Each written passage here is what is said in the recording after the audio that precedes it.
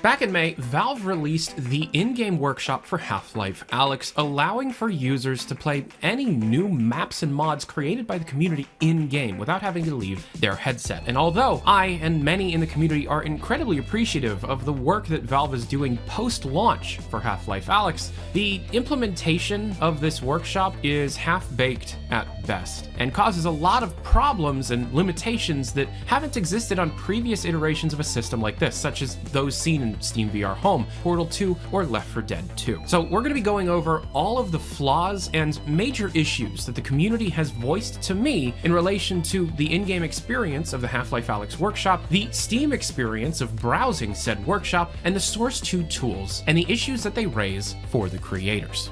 Here we go.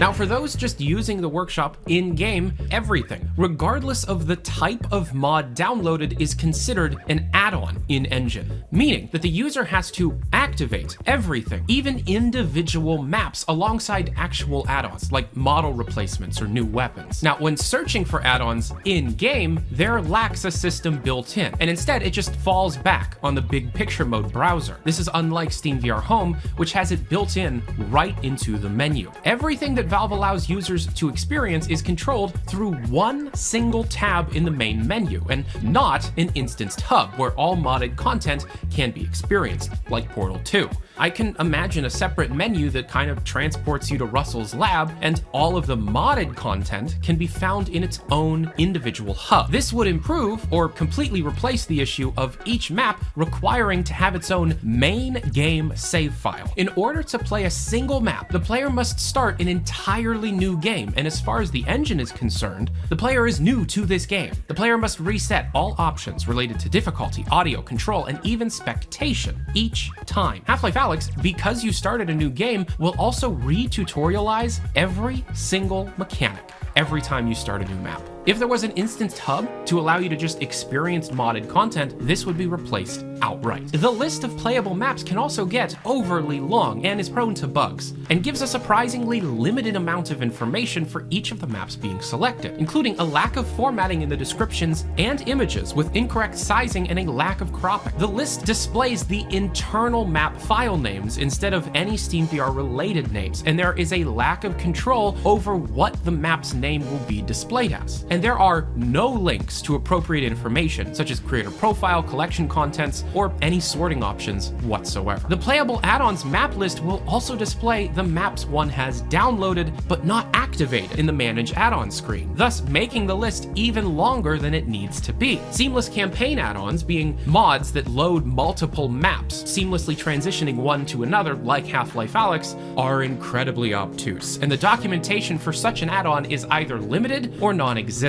There are major multi-map add-ons that don't have seamless transitions because either the engine isn't supporting it properly or it's incredibly difficult to do. In a map, add-on creators have limited ability to change the in-game mechanics, even with the V-scripting system recently released. The creator lacks the ability to switch out weapons, inventory, or player models. If an item can be pocketed but doesn't have a model for that pocket, the game falls back on a med pen. This is hard-coded, and custom wrist pocket models are not currently possible, and if somebody does achieve it, it's through a very convoluted system. Add-ons cannot, and likely will never be able, to replace the entire game outright, such as custom title screens, main menu changes, option additions, control additions, changing any in-game videos, custom loading screens, etc. The creator is quite limited on what they can do with this engine right now, which is surprising given how much R&D was put into the comfort settings of virtual reality. It seemed as if this could have been the jumping off point for many indie creators to quickly create their own virtual reality experiences. But alas, it doesn't seem to be the case, or Valve's priority. Custom weapons cannot exist in the current system. The weapon bucket cannot be expanded past the 3-weapon limit, and the weapon upgrades cannot be changed, and new weapons cannot be amended. Only the pistol seems to have any support for customization options officially, and although there is work being done on changing the shotgun and SMG, they work in such an obtuse way in their own custom-coded design that major changes to those systems would need baseline code rewrites, something we obviously do not have access to. And lastly, due to everything being downloaded to the workshop needed to be activated as an add-on,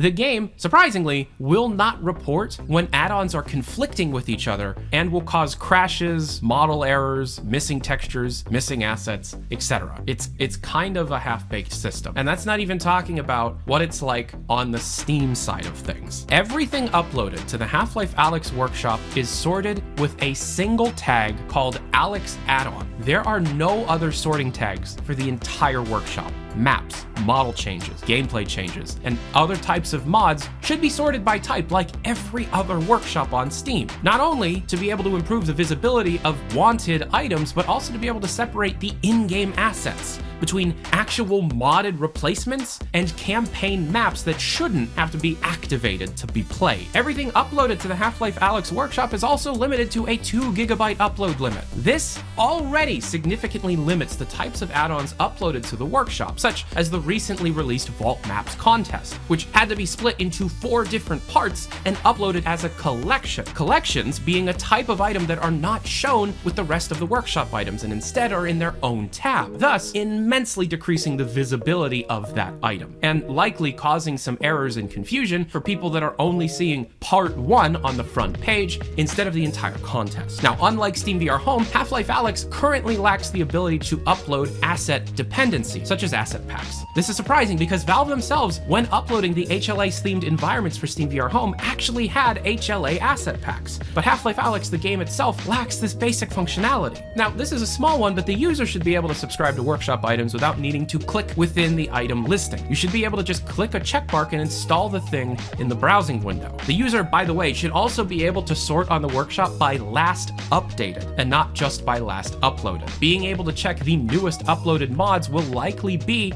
only half of the story, because certain unlisted add-ons won't be shown because they were made public far after their original upload date and will be hidden for those trying to find them. Now, for those created in the Source 2 engine, the documentation has been promised to be expanded, and the team has kept this promise at the most minimal effort required. Many features and possibilities for the Source 2 engine are impossible to fully utilize due to the obtuse nature of attempting to slowly interpret the commands without instructions informing the public on how to do so. In order for the community to best utilize the engine tools that Valve created and publicized as being the most intuitive tools for game design, they need to understand the engine just as much as the professionals. Now, the full replacement of in-game assets is near impossible due to the lack of sources on the material and model level. Now, without decompilation, which takes time and creates errors, a single model replacement for anything seen in Half-Life Alyx is far too much of a commitment for most. Major features and tools of Source 2 are just straight up missing, such as vMix, allowing users to create and edit sounds, Face Poser for facial animations, the shader editors, and the Source 1 asset porting tools, a feature of Source 2 that has been highly touted for years. The quick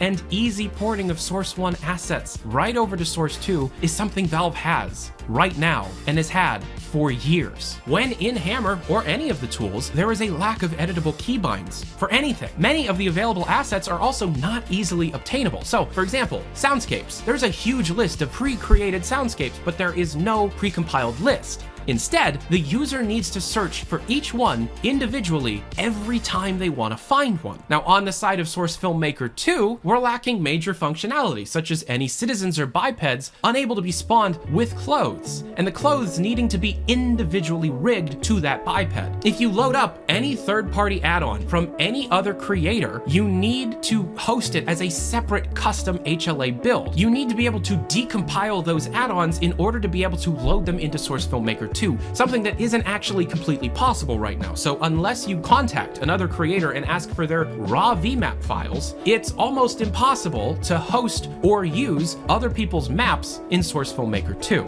And particles don't work with motion blur. And lastly, bugs. There's a lot of them, and some of them have existed since day one and haven't gone anywhere. For example, have you ever loaded a save file and had both eyes blink in different intervals and nothing else happens and the game just crashes? This makes me more sick than playing Boneworks ever has. I have to take my HMD off and just stop playing for a while. Have you ever just had the infinite loading screen when loading between maps or using the restart dev command? It just loads forever, and the PC will just default to the Valve screen. The game is soft locked, by by the way, until the user restarts a map from the dev console. If you don't have the dev console commands, you gotta restart your game. Most importantly, and probably most popularly, is the glitched out add-on list. The add-on list itself is a problem due to its obtuse nature and use to list everything in large letters. It'll bug out under unknown conditions, listing maps as massive amounts of garbled characters that can go on for many times longer than what the actual list is supposed to be. This makes the ability of finding and selecting maps that you had activated almost impossible, because for some reason, Valve lists unactivated maps on your map lists anyways. So it's just much longer, even if you only have one map activated.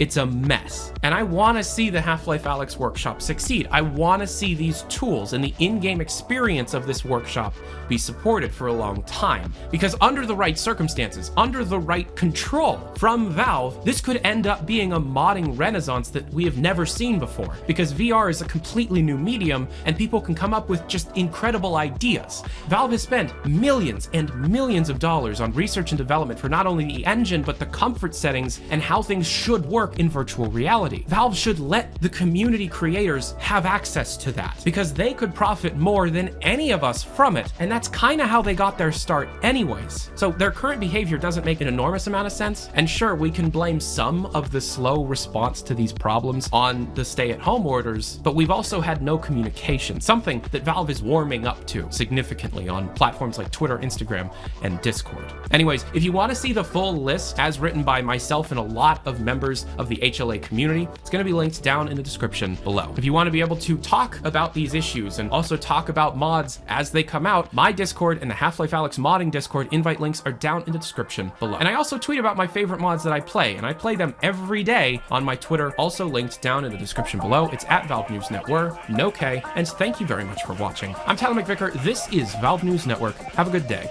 Adios.